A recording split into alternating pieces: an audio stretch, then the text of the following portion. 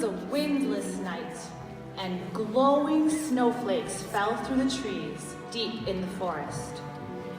Bear was out walking, and when she spotted something poking out from the glistening white.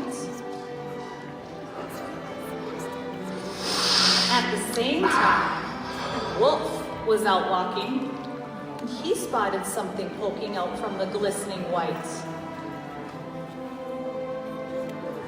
When Bear got closer, she could see it was a young wolf. She could see the wolf's pointy snout, smooth gray fur, golden eyes, and wet black nose. When Wolf got closer, he could see it was a young bear. He could see the bear's big brown head, soft black fur, deep brown eyes, and wet black nose. Are you lost? No, I'm not lost. Are you? No, I'm not lost. I'm out for a walk. You know, I want to feel the cold on my face. I want to enjoy the quiet of the woods when it snows. What are you doing? Well, I'm out for a walk to feel the cold under my paws and to listen to the crunching of the snow as I walk. You want to walk with me? Sure. Bear and Wolf walked through the quietly falling snow, using their eyes and ears and noses to take in the snowy woods. They both had thick, warm fur that covered their whole bodies. They were creatures made to be comfortable in the very cold. Bear and Wolf smelled the wet bark of the trees and heard the small sounds the snowflakes made on their fur.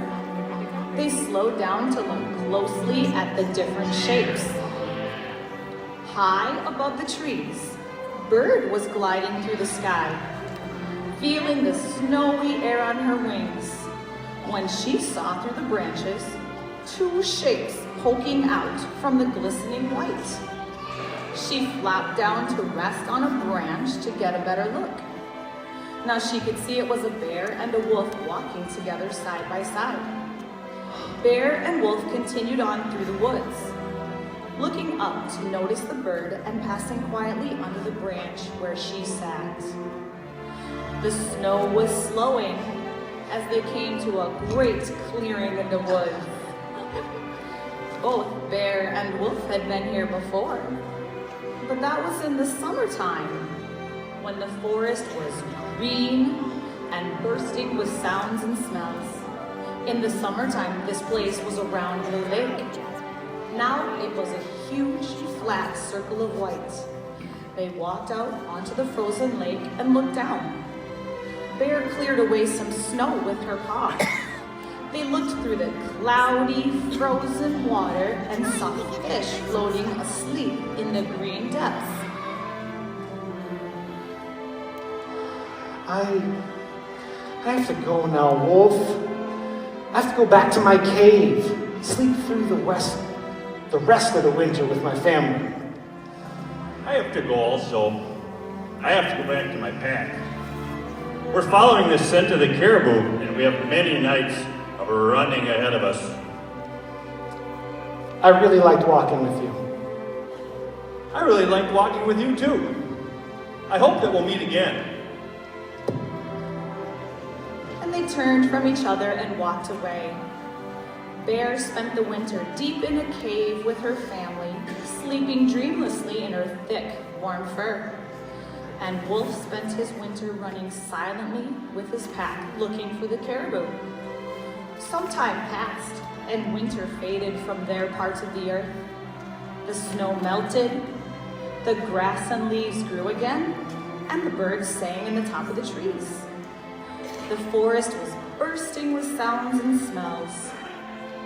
Bear was out walking through the deep grass when she spotted something poking out from the swaying green.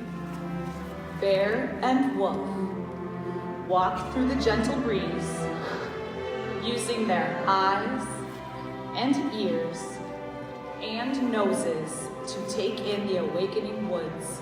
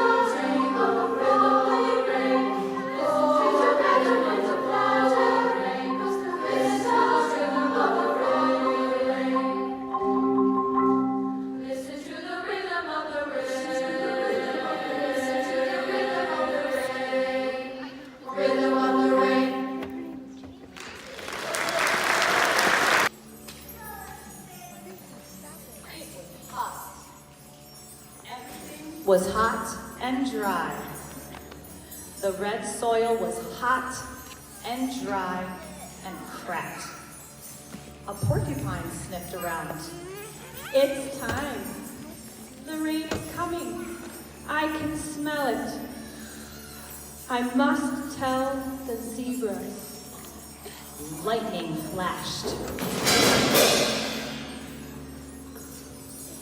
The rain is coming. Porcupine can smell it. We can see it. We must tell the baboons.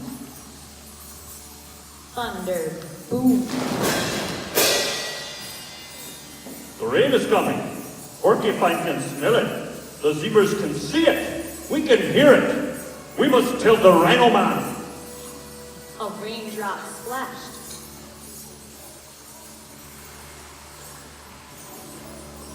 The rain is here. Porcupine smelled it. Zebra saw it. Baboon heard it. And I felt it. I must tell the lion.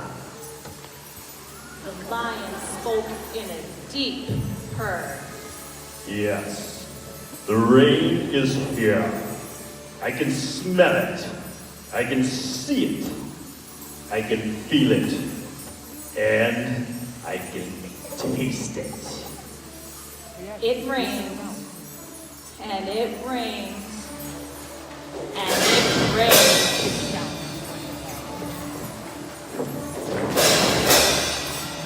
It rained until every river gushed and gurgled. It rained until every water hole was full.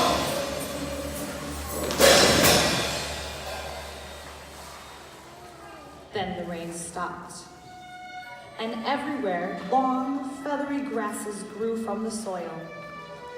Every tree began to sprout fresh, green leaves. I can't taste the rain now, but I can enjoy the shade of these green leaves. Well, I can't feel the rain now, but I can lie in this cool, soft, squelching mud. We can't feel the rain now, but we can eat the fresh, juicy fruit from the trees. We can't feel the rain now, but we can have a refreshing drink from this here watering hole. I can't smell the rain now, but I know that it will come back again when it's time. The sun shone over the plain. It was hot. Everything was drying out. The red soil was hot and dry. A tiny crack appeared.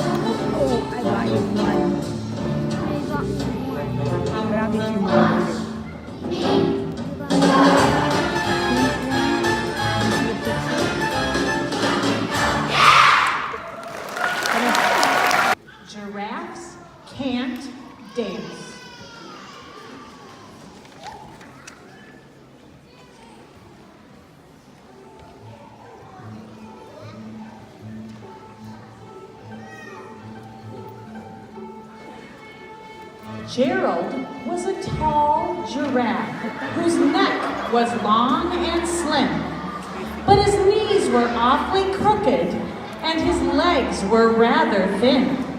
He was very good at standing still and munching shoots off trees, but when he tried to run around, he buckled at the knees.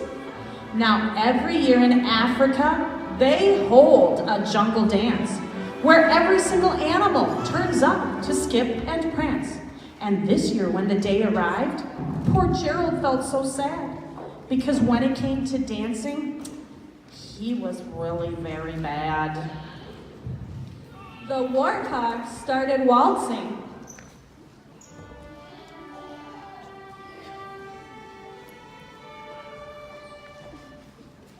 And the rhinos rock and rolled.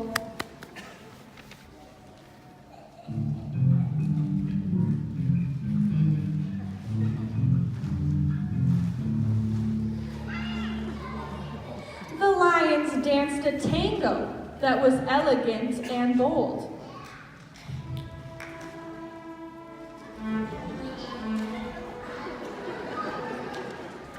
The chimps all did a cha-cha with a very Latin feel.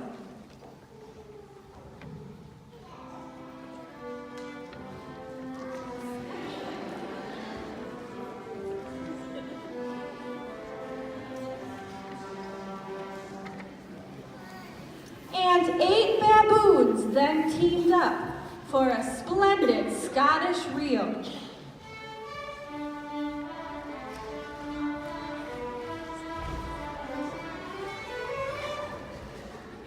Gerald swallowed bravely as he walked toward the floor, but the lions saw him coming, and they soon began to roar.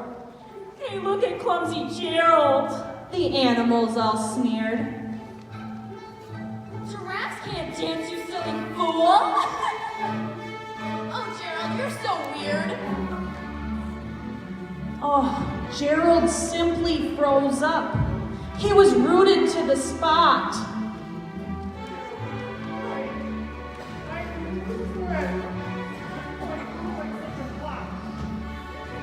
So he crept off from the dance floor and he started walking home. He'd never felt so sad before, so sad and so alone.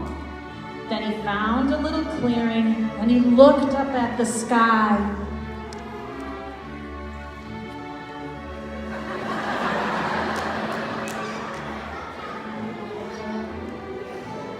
He whispered with a sigh. Coughed a cricket, who'd seen Gerald earlier on. But sometimes when you're different, you just need a different song. Listen to the swaying grass and listen to the trees. To me, the sweetest music are those branches in the breeze. So imagine that the lovely moon is playing just for you. Everything makes music if you want it to.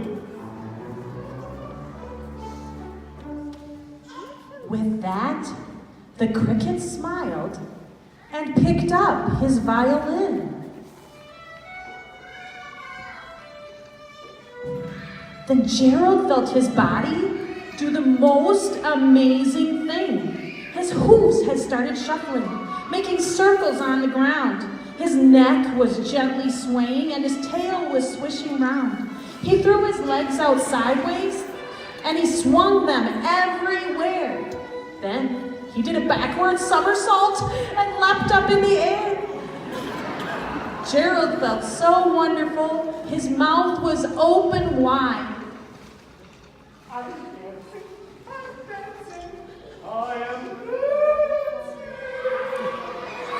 Gerald cried. Then one by one, each animal who'd been there at the dance arrived while Gerald boogied on and watched him quite entranced. They shouted, It's a miracle! We must be in a dream. Gerald's the best dancer that we've ever seen. How did you learn to dance like that? Please, Gerald, tell us how. But Gerald simply twirled around and finished with a bow. Then he raised his head and looked up at the moon and stars above.